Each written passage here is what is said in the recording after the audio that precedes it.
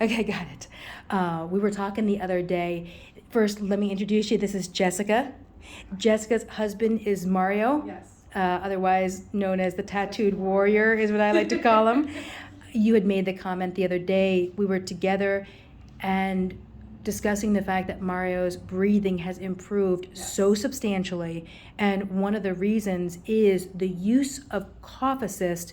So you and Mario were talking to respiratory therapy. Yes. So a respiratory therapist is making recommendations for people with motor neuron disease, ALS, and it was the respiratory therapist that had made the recommendation to use the cough assist as a way to improve breathing. And so, Jess, you want to take over and just kind of walk through what I wanted to do? We had a lot of folks that were asking about it, and I think it could be very useful for a lot of people. So, Yeah. first, thanks for doing this. Yes. Okay, walk us through the whole thing. So, yeah, my husband Mario, shortly after his diagnosis, his neurologist recommended us just getting all the gadgets. It does take a while, so keep harassing your neurologist because it's covered under insurance. To get a cough assist if you have ALS, because the intention of what it's originally used for is to pull out food or a cough or phlegm if you can't do it on your own. And so, but Mario's respiratory therapist kind of gave us a tip because he could see Mario didn't really fit the mold of a typical ALS diagnosis, as well as he's seen people get better from things. He kind of filled us in. And so he said COVID patients and actually other diagnoses use this as a lung exercise to exercise their lungs when they can't do it themselves, like you would do exercising, and to increase lung volume. So he gave us a tip that even if Mario didn't need to use it for coughing, to use it as an exercise to increase Mario's lung capacity or lung volume. And he said he could use it up to 3 times a day. We don't use it that much, but even still, Mario's increased. He was like below and at like 1,500 when he started, and then now when he does it, he goes to 4,000. He's kind of in between 3,500 and 4,000. So you're talking on spirometry. Yes. And breathing. So Mario Yes. started and looking at spirometry 1,400 and Yeah. then has increased Yes. to 4,000. Yes. Jess, over what period of time? That was in late January, so less than a year. Okay, you He's go. done this, and they told us actually for people who aren't sick and a normal level for just anyone who doesn't have motor neuron is 3,000. And so he's actually above what a lot of people who don't even have motor neuron disease have just from using this. So now he's increased his lung volume, which helps him. So if he ever got sick, he could fight it more, like Amy said, like if pneumonia or anything, he could fight it off better, as well as if going for any trials now, he's increased his lung volume from the pulmonary test, whereas when he first did it, he wasn't eligible for any trials because it was so low for his age, and now if going for any of them, it would be exponentially higher. So Super important. Yeah. That's really, really important. yes. Okay. So what his respiratory therapist told us, although like I said, contact your neurologist, they'll set you up with the respiratory therapist to do this. It's covered by insurance. But what he set up, so each person, they come in to your home typically, or they do it at the clinic. Home's probably more comfortable. And they test you to see what you can withstand and what you can do, so that way you can increase as you go. So the settings are kind of per person. But before I turn it on because it's loud, what he told Mario to do is do 5 sets of 5. So like if you work out, you kind of get the idea of 5 sets of 5. So Mario holds it himself like this, and he immediately expands up his lungs, and then it deflates his lungs. Expands his lungs, inflates, goes back and forth. He does that 5 times. We take a break, and then he does it, up to 4 more times. So, I mean, this one is the Philips Respironics, but I think there's a bunch of different types. The Cough Assist T70. So you turn it on, you let it start up. I've done it myself. It's a little overwhelming. He's taking a nap right now.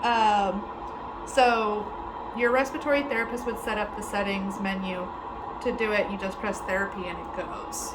I could probably do it, but No, just Okay. just walk us through the Yeah, process. so you just Put it on. Yep. And you press this and it starts. And Yeah. then to stop it, you press therapy again. It's really easy. And so it's a really good resource of a tool to use to exercise your lungs, because when you have ALS, those muscles can grow weaker. And so it just really helps your body while you're recovering to increase the strength of your lungs like they were before, if not better. Okay, so we're saying a couple things. Yes. Thing number one, we're looking at a cough assist. The cough assist's primary job Yeah. is to be able to help people cough in a way that's productive so they can get Yes. phlegm out. Yes. We're saying thing number two, if you have a diagnosis of motor neuron disease, ALS, then this machine is typically covered. And so usually what has to happen is people have to go to see neurology. Neurology will refer to pulmonology or respiratory therapy. Respiratory therapy will take a look at your ability to breathe deep and decide if you need one of these cough assists or not. But our objective would be to make sure that they know that you're trying to use this not just to breathe, but to increase breathing. And so even if it's somebody that wouldn't ordinarily meet the criteria to get a cough assist, still there'd be a use. We know thing number three, for COVID patients, according to your respiratory therapist, they're making the recommendation of a cough assist not to help with coughing, but actually to improve breathing. And then finally, we know Mario had been measured with spirometry to see volume in his lungs. He was a 1400, and now he is a 4000. And then just the final note on this whole thing, I know you had said it, but I just want to make this summary and make sure it's clear. We are not suggesting that people just get a cough assist. Instead, everybody has to realize, as you're listening to this, different people need different settings. So you can cause all kinds of problems if you were to use a machine that either was not designed for you and the settings were not programmed for you. So again, what you want to do is kind of enlist the support of either neurology or pulmonary or respiratory therapy. Let them know what you're trying to do, which is improving your ability to breathe. And then you want to work with them on those settings. Jess, I really appreciate it, because I know it was a lot of people had that question after we were talking about it the other day. Anything else that you want to add? I would say just do it on it when you get it, and we actually got it before Mario even needed it. They just suggested if he gets to the point of not being able to cough on his own or clear anything, that way we have it at home. So we actually got it before it was needed.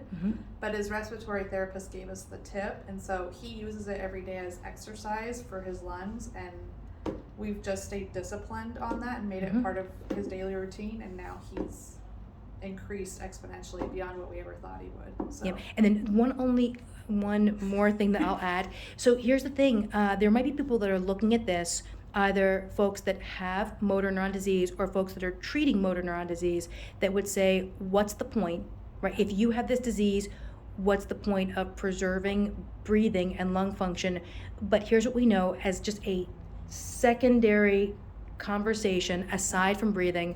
You and Mario came here the first time maybe about 3 months ago. In July. 3-4 months ago. Okay, over the last 3 or 4 months, when was Mario diagnosed? Less than a year ago, December 2021. Okay, you started 3 months ago. Any improvements?